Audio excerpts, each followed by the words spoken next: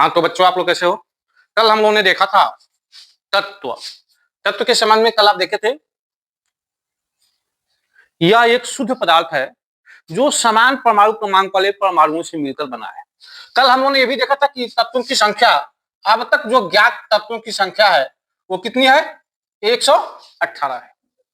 तत्वों को हम उनके प्रकृति के आधार पे 3 भागों में कल हम लोग बांट दिए थे। कौन कौन सा? धातु, दूसरा क्या था अधातु, और तीसरा क्या था उपधातु। अगर आप लोगों को याद आ रहा होगा तो कल धातु के बारे में हम लोगों ने देखा था। धातु किसे कहते हैं? ऐसे तत्व जो इलेक्ट्रॉन त्याग कर धनायन बनाने की प्रवृत्ति रखते हैं उसको हम लोग कल धातु कहते हैं।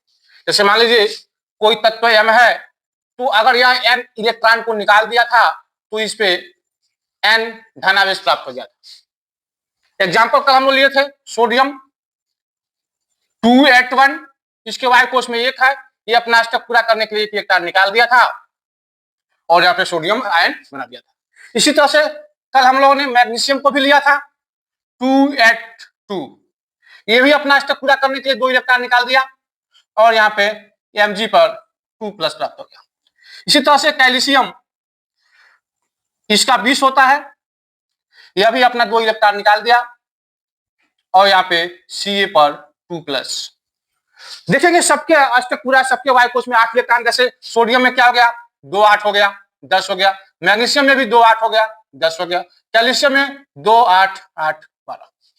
तो कल आप लोग धातु की संकल्पना पढ़ लिए थे। धातु उसे कहते हैं, उन तत्वों को कहते हैं जो इलेक्ट्रॉन त्याग कर धनायन बनाने की प्रवृत्ति रखते हो, और इसको हम धन विपरीत तत्व भी कहते हैं। अगर आपसे पूछा जाए अगर धातुओं की संख्या कितनी है, 91, 91 91 धातु है। उपधातु कितने हैं, 7। तो अधातु कितने हैं, 20। कुल अब तक जो 118 तत्व हैं, इसमें से 91 धातु हैं, 7 उपधातु हैं और 20 अधातु हैं। धातु जो है सामान्य रूप से ठोस अवस्था में पाए जाते हैं। केवल एक ऐसा धातु है जो द्रव अवस्था में पाया जाता है। कल आपको बताया गया था, क्या है वो? हाइड्रोजन नहीं, पारा। जो बुखार नापने के लिए जो, तो पारा ही एक ऐसा है धातु जो कि द्रव अवस्था में पाया जाता है। अदरवाइज शेष 90 के 90 धातु जो है आपके ठोस अवस्था में पाए जाते हैं। अब अगर हम धातु से संबंधित कुछ बिंदुओं पे बात करें, अब तक जितने भी धातु ज्ञात हैं, सबसे हल्का धातु क्या होता है? क्या होता है? हाइड्रोजन सबसे हल्की तत्व होती है, धातु नहीं होती है। सबसे हल्का जो धातु होता है वो क्या होता है? लिथियम होता है। सबसे हल्की धातु जो होती है वो लिथियम होती है। सबसे भारी धातु आप बताएंगे, बताओ? ऑस्मियम। सबसे भारी जो धातु होती है ऑस्मियम होती है। सबसे हल्की धातु लिथियम होती है और सबसे भारी धातु क्या होती है? ऑस्मियम होती है। तो धातु के बारे में हल्का फुल्का आप लोग जानकारी रख लिए। धातु उसे कहेंगे ऐसे तत्व जो इलेक्ट्रॉन त्याग कर धनायन बनाने की प्रवृत्ति रखते हैं। दूसरी चीज, धातुओं की संख्या कितनी है? 91। सबसे एक धातु है जो द्रव अवस्था में पाया जाता है, वो क्या है? पारा। सबसे हल्की धातु क्या है? लिथियम। और सबसे भारी धातु क्या है? ऑस्मियम। तो सबसे पहला जो है धात्विक चमक। हर धातु चमकता है। धातु की एक विशेषता है कि उसमें अपनी चमक होती है। और सबसे अधिक चमकने वाले धातु क्या होते हैं? नहीं पता है? गैलियम है, प्लेटिनम है, ये सब बहुत ही चमकीले होते हैं। सोने से भी जरा चमकते हैं। जैसे हम अगर चमकने की बात करते हैं तो हमारे दिमाग में सोना आता है, लेकिन सोना से भी जरा चमकता है गैलियम, प्लेटिनम, ये सोना से जरा चमकता है। दूसरा एक वर्ड आता है आघात वाल्ध्यता। इसको अगर आप लोग देखेंगे, अगर तोड़ने की कोशिश करें तो आघात वाल्ध्यता 3 शब्द से मिलकर बना है। पहला है आघात। आघात का मतलब चोट करना। वाल्ध्य, वाल्ध्य मतलब बढ़ना। आता मतलब गुण। धातु का वह गुण जो चोट करने से, मारने से उसमें वृद्धि होती है, अगर हम धातुओं को पीटते हैं तो उसकी लंबाई में बढ़ती है। जैसे मान लो लोहा को आप लोग पीटते हो तो बढ़ जाती है, सोना को पीटते हो तो बढ़ जाती है, चांदी को पीटते हो तो बढ़ जाती है। तो इस गुण को क्या कहते हैं? आघात वर्ध्यता कहते हैं। सबसे ज्यादा आघात वर्ध्यता का गुण जो पाया जाता है चांदी में और सोने में पाया जाता है। इसलिए आप लोग देखते हो सोना उसको पीट पीट के थोड़ा सा बड़ा कर देता है। दूसरा तन्यता, अगर इसको देखोगे तन्य धन ता, तन्य माना तना जाना, उसको तार के जैसा उसको तान दिया जाता है। तो सबसे ज्यादा तन्य धातु कौन सा होता है पता है आप लोगों को?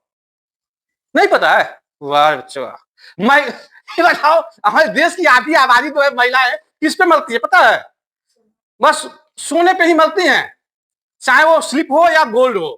अगर घर में महिलाओं का विवाद होता है तो सोने के चलते ही होता है, या तो स्लिप के लिए होता है या गोल्ड के लिए होता है। महिलाओं को सबसे सस्ता क्या लगता है? गोल्ड।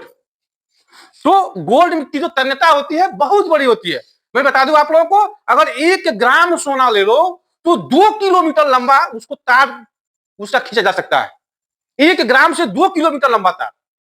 इसीलिए आप लोग देखे होंगे जो सुनार होते हैं ना, देखने में लगता है कि आज ही दुकान का बहुत तेजी से विकास करता है। आप सोना ले जाते तो थोड़ा सा इधर उधर कर देता है तो बहुत आपका इधर उधर कर देता है। तो ये आपका हुआ तन्यता का गुण। सुचालक, सुचालक का मतलब क्या होता है? सु मतलब सुंदर, चालक मतलब चलना, जो विद्युत धारा को अच्छी तरह से चलने दे, मतलब एक जगह से दूसरे जगह तक ले जाए। जैसे मान लो बिजली चल रही है, लकड़ी ले जाओ, लकड़ी उसमें डालो कुछ होगा, और अगर लोहे से डालो तो क्या हो जाएगा? करंट मार देगा। ईश्वर के प्यारे हो सकते हो, तो ये सुचालक होता है। सुचालक के श्रेणी सबसे ज्यादा सुचालक मेटल कौन सा होता है? धातु सिल्वर। सबसे ज्यादा सुचालक होता है सिल्वर, इसके बाद से कॉपर, इसके बाद से गोल्ड, सोना। तो सबसे ज्यादा सुचालक जो होता है वो आपका सिल्वर होता है। एक चीज और बताओ तुम, गलनांक, धातुओं का गलनांक कुछ होता है, सबसे ज्यादा गलनांक किसका होता है? कोई बताएगा? नहीं जानते हो? मैं दिखा रहा हूं। बल्ब देखे हो? बल्ब में जो ये आपका जो बल्ब है, यहाँ पे ऐसे जो होता है तार, इसको क्या बोलते हैं? टंगस्टन। क्या बोलते हैं? Tungsten, W. तो इसका जो गलनांक होता है बहुत ज्यादा होता है, लगभग 3400 डिग्री सेंटीग्रेड होता है, और 100 डिग्री सेंटीग्रेड पे पानी उबलने लगता है।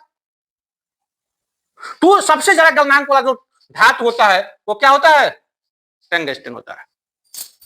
धातु के बारे में लगभग आपको समझ गया। जो भी होगा आप लोग कमेंट में लिखिएगा, मैं उसको आप लोग को बता दूंगा। धन्यवाद।